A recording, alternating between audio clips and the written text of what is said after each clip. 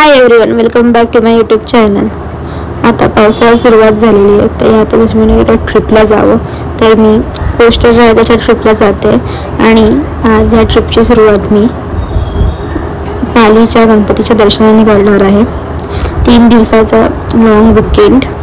आणि चला आता बघूया। आता तर म्हणजे सगळं कोस्टल रायगड, दिव्यागर, हरिहरेश्वर पासून ते अलिबाग पर्यंतची ट्रिप आहे। आता तो सुरुवात आपण करतो पालीच्या गणपतीने। पालीचा गणपती हा अष्टविनायकातील तिसरा गणपती आहे। चला बघू शकता आजूबाजूचं वातावरण किती मस्त झालेलं आहे पावसामुळे।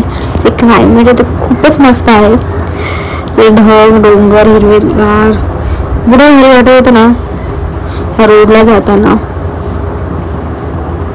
चला आता आपण जाऊया पालीच्या गणपतीचं दर्शन घ्यायला।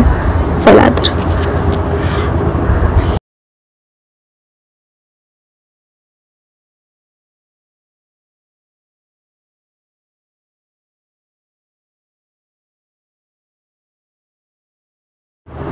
सकाळी 5 वाजता मी निघाली होती आणि मला इकडे यायला 8-8:30 झाले। पाली हे रायगड जिल्ह्यातली येतं। आता आपण जाऊया पालीचा गणपती बघायला। आणि बघू शकतो त्या गावातलाच रस्ता आहे। मला वाटलं खूप गर्दी असेल, वीकेंड आहे तर एवढी गर्दी नाही झाली आहे। ही मोफत पार्किंग आहे, तुम्ही बघू शकतात। समोर दिसतो आहे सरसगड, हे भक्त निवास आहे। पुढे जाऊन गेल्या अष्टविनायकांची माहिती दिलेली आहे।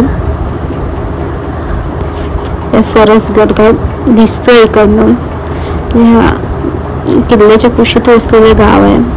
चला ते प्रवेशद्वार। आता बल्लाळेश्वर गणपतीचं दर्शन करण्यापूर्वी आपण धंडू विनायक गणपतीचं दर्शन करूया। ह्याच्या मागे पण एक स्टोरी आहे, ते स्टोरी तुम्ही वाचू शकता तिकडे। पहिले हा गणपतीचं दर्शन, त्याच्यानंतर पण बल्लाळेश्वराचं दर्शन घ्यायचं असतं। आता आपण जाऊया बल्लाळेश्वर मंदिराकडे जायचा हा रस्ता आहे। खूप जुनं असं मंदिर आहे, दगडी बांधकाम आहे आणि आतमध्ये सगळं लाकडी बांधकाम आहे।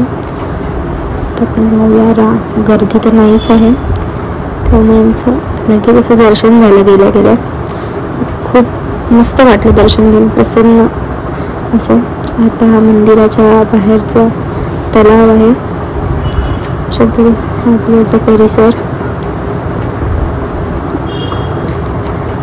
चला तर आता आपण जाऊया आपल्या नेक्स्ट डेस्टिनेशनला, हरिहरेश्वरला। Bye bye.